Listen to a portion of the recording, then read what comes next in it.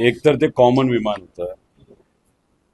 उद्या जाऊन समजा आम्ही प्रवास करत असताना तिथं जर मुख्यमंत्री साहेब त्या विमानामध्ये असतील, सहजपणे आपण जाऊन भेटत असतो, बोलत असतो. त्यामुळे योगायोग आहे असं आपल्याला म्हणता येईल. आणि दोन नेते एकाच विमानात जर असतील तर हरकत काय. आणि त्याच्याच बरोबर सगळेच लोक जर एका विमानाने ट्रॅव्हल करत असतील तर पेट्रोल सुद्धा वाचेल असं आपल्याला म्हणता येईल.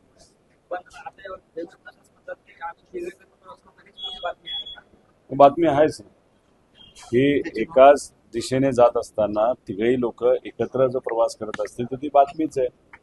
आता तुम्ही बघा, उद्धव ठाकरे साहेबांचा पक्ष हा भाजपच्या मदतीने एकनाथ शिंदे साहेबांच्या माध्यमातून दोनदा फोडला.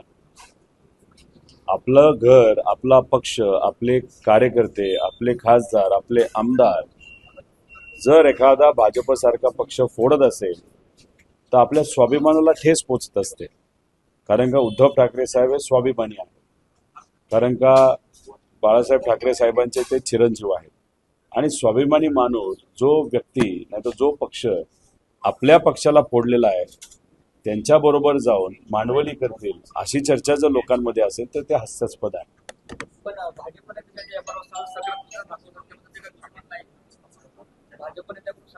भाजपने त्या बाबतीत जर सकारात्मकता दाखवली असेल तर ती अडचण उद्धव ठाकरे साहेबांची असं मला वाटत नाही. ती खरं तर अडचण एकनाथ शिंदे साहेबांची आहे.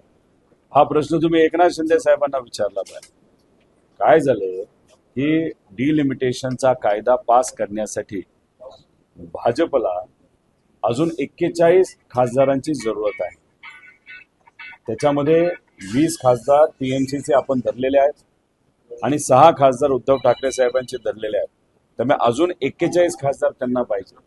त्यामुळे या परिस्थितीमध्ये आज खासदारांची किंमत नक्कीच आहे फक्त डिलिमिटेशन कायदा पास करायला. आणि तो पास होईल असं आम्हाला वाटत नाही. आता तो पास झाला नाही तर चुकून असं धरूया पास झाला तर या सगळ्या खासदारांची किंमत 0 होणार आहे. आणि जसं अमित शाह साहेबांनी सांगितलं होतं उद्या जाऊन एकला चलो नारा त्यांनी दिला. दोन्ही कुबड्या आम्हाला नको.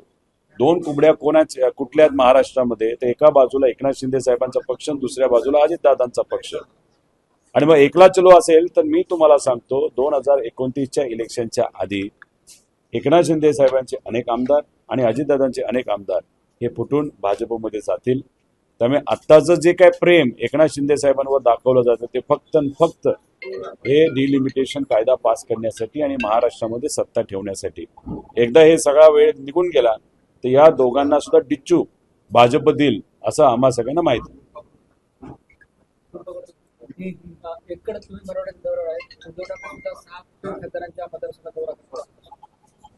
शेवटी तिथं असणाऱ्या कार्यकर्त्यांना जाऊन भेटणं पण तितकंच महत्वाचं आहे. त्यामुळे उद्धव ठाकरे साहेब लोकात जात आहेत, कार्यकर्त्यांशी बोलतायत. म्हणजे ज्या 6 खासदारांना निवडून आणण्यासाठी उद्धव ठाकरे साहेबांचा खूप मोठा वाटा होता आणि उद्धव ठाकरे साहेबांना खंबीरपणे साथ आदरणीय पवार साहेबांनी दिली, काँग्रेसने दिली. आणि तिथं जर हे 6 लोक गद्दारी करत असतील तर हे कोणालाही आवडलं नाही. काल तुम्ही बघितलं जेव्हा नागपूरला उद्धव ठाकरे साहेब पोहोचले तेव्हा हजारोने लोक तिथं आले होते. त्यामुळे लोकांना या 6 खासदारांचा निर्णय आवडला नाही आणि हे नेते म्हणून ते तिथं जात असते तर चुकीचं काय. आणि आम्ही शेतकऱ्यांसाठी लढत आहोत. शेतकऱ्यांसाठी आम्ही मराठवाड्यामध्ये आत्ता फिरलेलो आहोत आणि शेतकऱ्यांसाठी 29 तारखेला एक खूप मोठं आंदोलन केम्ब्रिज चौकामध्ये आपण शेतकरी मिळून तिथं करणार आहोत. त्यामुळे त्यांची भूमिका ही पक्ष टिकला पाहिजे, लोकांचा आवाज सरकारपर्यंत पोहोचला पाहिजे अशी त्यांची भूमिका आहे. आणि आमची भूमिका शेतकऱ्यांना न्याय मिळाला पाहिजे. सना मलिक यांनी असं एक विधान केलं होतं की भारतातही कुराण सारख्या कायद्याची अंमलबजावणी होईल. यावर तटकरे म्हणतात की ते त्यांचं वैयक्तिक विधान आहे. बघा, आपण सगळेजण संविधानावर विश्वास ठेवणारे लोक आहोत. त्यामुळे त्या पक्षातल्या एका आमदारांनी तसं जर विधान केलं असेल जे संविधानाच्या विरोधात असेल तर ते योग्य नाही. आता झालं असं आहे त्यांच्या पक्षामध्ये त्यांच्या आमदार काय बोलतात, कोण कुठं काय करतंय ह्याच्यावरच कोणाचा कंट्रोल राहिलेला नाही. त्यामुळे त्या पक्षातल्या ते जे काय वक्तव्य आहे ते वक्तव्य बघितल्यानंतर त्या पक्षातले कुठल्याच नेत्याचा कोणावरच तिथं कंट्रोल राहिला नाही हे तिथं सिद्ध होतं. त्यामुळे अशा पद्धतीने असंविधानिक बोलणं योग्य नाही. हे मुस्लिम समाजालाही काही प्रमाणात आवडलेलं नाही आणि दुसऱ्या समाजाला सुद्धा हे आवडलं नाही. त्यामुळे सगळ्या समाजाचं मत आहे की आपण या देशामध्ये संविधानावरच विश्वास ठेवून चालतो, संविधानावरच इथं कायदे बनवले जातात आणि मग त्या कायद्याच्या अनुषंगाने सगळे आपण जण समान आहोत. जातीवाद धर्मवाद या राज्यात देशात तिथं चालत नाही, कारण का संविधानाने तसं सांगितलेलं आहे आणि संविधानावर आम्ही सर्वजण विश्वास ठेवतो. पुण्यात सारथी कार्यक्रमात भाजप खासदार मेधा कुलकर्णी आमदार अभिमन्यू पवार यांच्यात नाराजी नाट्य पाहायला मिळतं. हा कार्यक्रम मराठा समाजाला आहे, त्याच्यावर वाद होईल असं अभिमन्यू पवार म्हणले, असा दावा कुलकर्णीचा आहे. तर कोणतीच जातवादाची विचार नाही असं अभिमन्यू पवार. मेधा कुलकर्णी ताईंनी काय सांगितलं, निसर्गाने आपल्या सगळ्यांना बनवत असताना समान बनवलेलं आहे. म्हणजे त्याचा अर्थ काय की कुठेतरी जातीवाद धर्मवाद हा झाला नाही पाहिजे अशी त्यांची भूमिका होती. खरं टीव्हीवर ही भूमिका मांडल्यापेक्षा त्यांनी नागपूरला जावं आणि RSS ला ही भूमिका सांगावी की निसर्गाने आपल्याला समान बनवलेलं आहे, सगळे आपण समान आहोत. हेच तर आम्ही म्हणतो आणि याच्यासाठी तर आम्ही लढतोय. आमचं भूमिका हीच आहे, संतांची भूमिका हीच होती.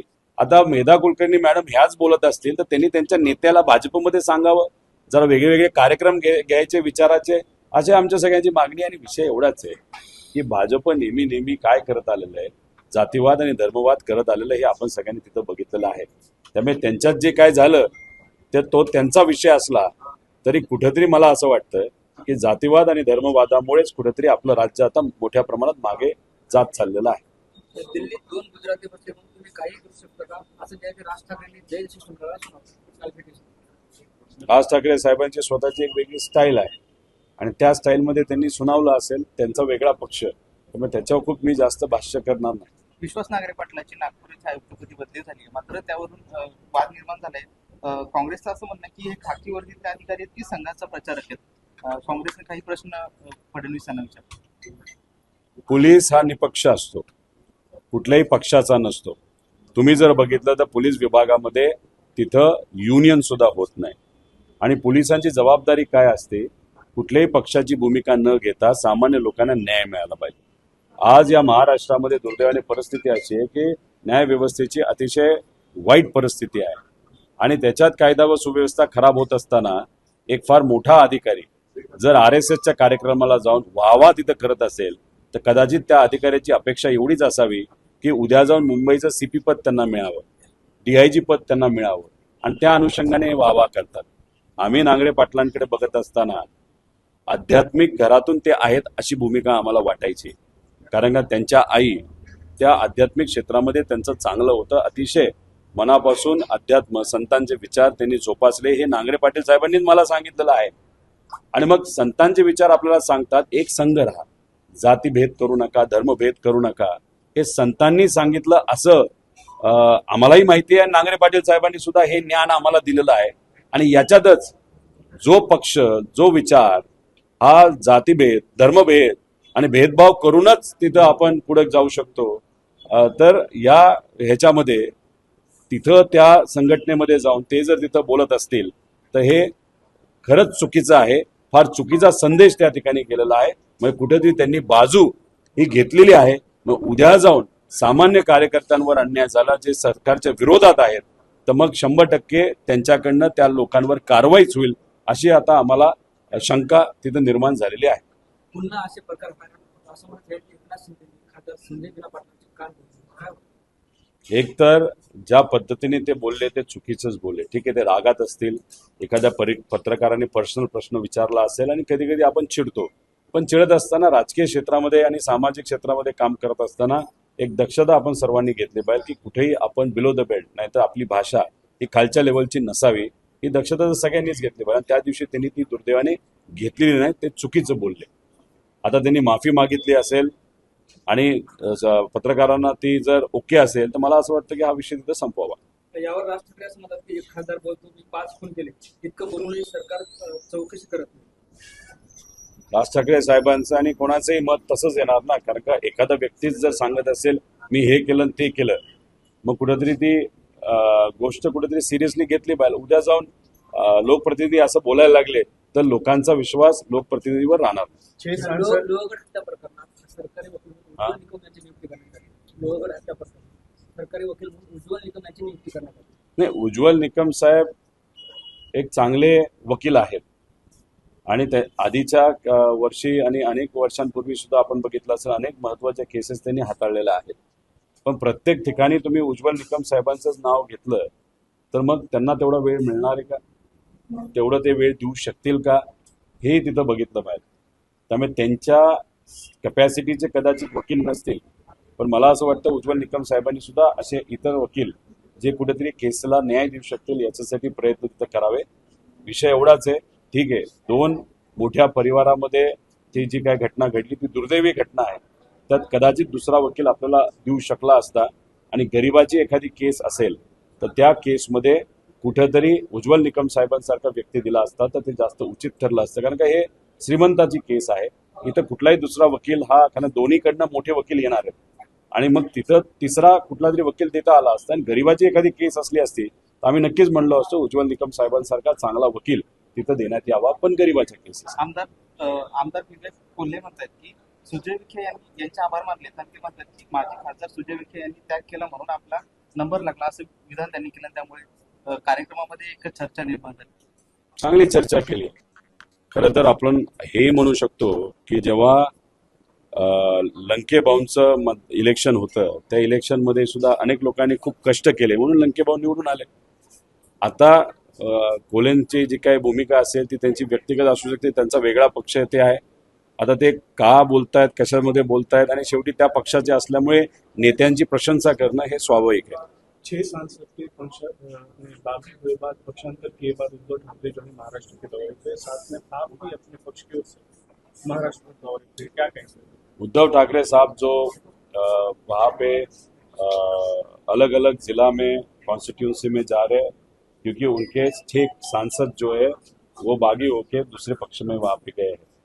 अभी वहाँ पे जाके कार्यकर्ता जो है, उनके पदाधिकारी जो है, वहाँ के जो लोकल नेता है उनसे बात करना भी बहुत इम्पोर्टेंट होता है. उस अनुषंगा से वो उस कॉन्स्टिट्यूंसी में वहाँ पे जा रहे हैं और हम जो मराठवाड़ा में यहाँ पे लोगों से मिल रहे हैं, किसानों से मिल रहे हैं, क्योंकि किसानों का जो कर्ज माफी का विषय है वो बहुत इम्पोर्टेंट है. सरकार ने किसानों को वहाँ पे फंसाया है, इसलिए उस एंगल से सरकार को जगह पे लाने के लिए, झुकाने के लिए और किसानों के बाजू का निर्णय लेने के लिए हम वहाँ पे प्रयास कर रहे हैं.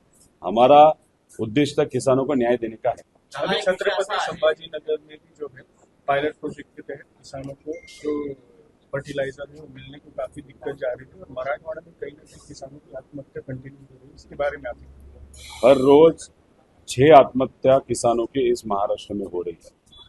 अगर आप देखो तो किसानों का जो खर्चा है, जैसे फर्टिलाइजर, उसी के साथ पेट्रोल हो या डीजल हो या जो अलग तरीके का खर्चा होता है सीड से लेके और भी होते हैं, वो बढ़ते जा रहे हैं.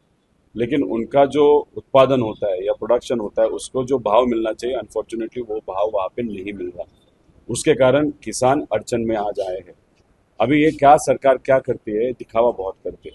जैसे कर्ज माफी उन्होंने दी, उसमें जो कंडीशंस डाली उसके कारण 70% जो फार्मर्स हैं उनके ऊपर अन्याय होने वाला है. जब महाराष्ट्र में बहुत बड़ी बारिश 2025 में हुई थी, नुकसान 35,000 करोड़ का हुआ था. सरकार ने योजना 31,000 करोड़ की डिक्लेयर की, लेकिन लोगों के हाथ में सिर्फ 10,000 करोड़ आए, 20,000 करोड़ नहीं आए. क्यों नहीं आए? क्योंकि वहां पे उन्होंने कंडीशन डाली थी. तो ये जो नया स्टाइल, वो स्टाइल, ये फैंसी स्टाइल ऐसे दिखा के, फर्टिलाइजर ऐसे दिखा के कुछ नहीं होने वाला. अगर सरकार को लोगों को मदद करनी है, किसानों को मदद करनी है तो फर्टिलाइजर का रेट कम करो और अवेलेबिलिटी जो है, उपलब्धता है, वो भी बढ़ाने की जरूरत है. राम मंदिर में जो चोरी हुई है उस मैटर में असदुद्दीन अवैसी ने कहा है कि जो लोग इसमें आरोपी हुए हैं उनके घर के ऊपर कब बुलडोजर चलेगा या गोली मारेंगे. देखो, आप में ऐसे बहुत सारे जन हैं जिन्होंने पवित्र अयोध्या में जो मंदिर हो रहा था उसके लिए आर्थिक सेवा दी है. अभी हम सबकी अपेक्षा वहाँ पे थी कि वहाँ पे अच्छा मंदिर हो और जो अतिरिक्त पैसा वहाँ पे होगा उसके माध्यम से वहाँ पे गरीब जो लोग आते हैं उनकी सेवा हो, ये हमारी अपेक्षा थी. लेकिन अनफॉर्चुनेटली वहाँ पे क्या हुआ है कि वहाँ पे भ्रष्टाचार हुआ है और ऐसे लोग कहते हैं कि 1000 से 1500 करोड़ तक वहाँ पे भ्रष्टाचार हुआ है. और वहाँ पे जो खजीनदार थे उनका नाम क्या है? गोविंद गिरी महाराज. अभी गोविंद गिरी महाराज ये महाराष्ट्र में भी एक्टिव है, वो ट्रेजरर है, वो गायब हो गए. अभी उन्होंने महाराष्ट्र में 2 स्कूल चालू किए, एक आळंदी में चालू किया, एक नागपुर में चालू किया। तो यहाँ पे जो महामानव होके गए थे महाराष्ट्र में, जैसे महात्मा ज्योतिबा फुले हो, क्रांति ज्योति सावित्रीबाई फुले हो, उन्होंने बहुजन समाज के हित में काम किया और बहुजन समाज के लोग पढ़ने चाहिए उसके लिए उन्होंने प्रयास किया। लेकिन ये जो गिरी महाराज या जो भी है, उनके 2 स्कूलों में बहुजन समाज के लोगों को प्रवेश नहीं है और वो वहाँ पे ट्रेजर होने के नाते ये भ्रष्टाचार शायद उसने किया है या बाकी ट्रस्टीज ने किया है और आज वो गायब है। तो ये सरकार जो है वो इलेक्शन के पहले धर्म के नाम पे वोट मांगती है, सत्ता में आती है और जो धर्म ठिकान होते हैं या जो मंदिरें होती है वहां से ये पैसा खाते हैं। ये नीच सरकार है, नीच सोच की सरकार है, ऐसे हम सबका कहना है। उज्जैन में भी इन्होंने भ्रष्टाचार किया, उसी के साथ महाकुंभ जो नासिक में होने वाला है वहां पे भी करीबन 600 से 700 करोड़ का भ्रष्टाचार इन्होंने किया है। इसलिए इस सरकार के दिखाने के दांत अलग और खाने के दांत अलग, ये यहाँ पे सिद्ध होता है। लोग इस विषय के बारे में बहुत गुस्सा है और हमको भी ये चीज अच्छी नहीं लगी, इसलिए सबके ऊपर वहाँ पे कार्रवाई होनी चाहिए, ऐसे हम सबकी मांग है। चर्चा ये भी हो रही है कि ये जो पैसा जो चोरी हुआ है, पैसा कहीं ना कहीं टीएमसी के जो सांसद है या दूसरे सांसदों को खरीद फरोख्त के लिए यूज हो रहा है। देखो, भाजपा के पास बहुत ज्यादा पैसा है, अलग अलग लेवल पे पैसा लिया जा रहा है। अभी महाराष्ट्र में शक्तिपीठ मार्ग जो हो रहा है वहां से 40,000 करोड़ का करप्शन मनी वहां पे आने वाला है। इसलिए टीएमसी को फोड़ने के लिए जो कुछ 1200-1500 करोड़ का इस्तेमाल वहां पे हुआ था वो वहां से किया, ऐसे हम नहीं बोलेंगे, लेकिन वहां का जो करप्शन हुआ है अयोध्या का, उससे जो बड़े बड़े नेता है, बड़े बड़े जो भी वहां पे ट्रस्टीज थे, उन्होंने अपने घर भरे हैं, बच्चों को पैसा दिया है, प्रॉपर्टी वहां पे ली है और उस पैसे का बहुत गलत तरीके से स्वार्थ के लिए इस्तेमाल किया गया है। इसलिए धर्म में कभी भी स्वार्थ नहीं होना चाहिए, ऐसा हम सबका कहना है। और महाराष्ट्र के जो बड़े बड़े संत होके गए उनका यही कहना था कि कभी भी धर्म में स्वार्थ नहीं होना चाहिए। लेकिन भाजपा के हिंदुत्व में स्वार्थ है। हम हिंदू संस्कृति समझने वाले लोग हैं, हम अध्यात्म समझने वाले लोग हैं। ये हिंदुत्व भाजपा का जो कॉन्सेप्ट है वो सिर्फ सत्ता में आने का और उसमें पैसा खाने का, भ्रष्टाचार करने का और वहां पे अनफॉर्च्युनेटली धर्म का वहां पे भाजपा ने बाजार खड़ा किया है, ऐसे हम सब कह सकते हैं। दादा, एक विषय संभाजीनगरची निवडणूक आहे जिंकणार आहे, त्यामध्ये महाविकास आघाडीचे घटक पक्ष असलेले शिवसेना असेल किंवा काँग्रेस असेल यांचा पाठिंबा कुठेतरी महायुतीच्या पॅनलला आहे. ते आपल्याला थोडंसं बघून घ्यावं लागेल, कारण का शेवटी कोऑपरेटिव्ह मध्ये जेव्हा इलेक्शन होत असतात, एखादी शुगर फॅक्टरी असू द्या, बँक असू द्या, नाहीतर दुधाची एखादी संस्था असू द्या, त्याच्यामध्ये समीकरण फार वेगळे वेगळे त्या ठिकाणी दिसतात। आणि जर असं होत असेल तर मला असं वाटतं की त्यांच्या पक्षप्रमुखांनी या लोकल जे कुठले नेते आहेत जे सहकार क्षेत्रामध्ये काम करतात त्यांना सांगितलं पाहिजे की महाविकास आघाडी जर आमदारकीला लढत असेल, खासदारकीला लढत असेल, तर मग या कोऑपरेटिव्ह संस्थेमध्ये सुद्धा तिथं लढणं फार महत्वाचं आहे। त्यामुळे या बाबतीत त्या पक्षातले नेते काय करतात हे आपल्याला बघावं लागेल।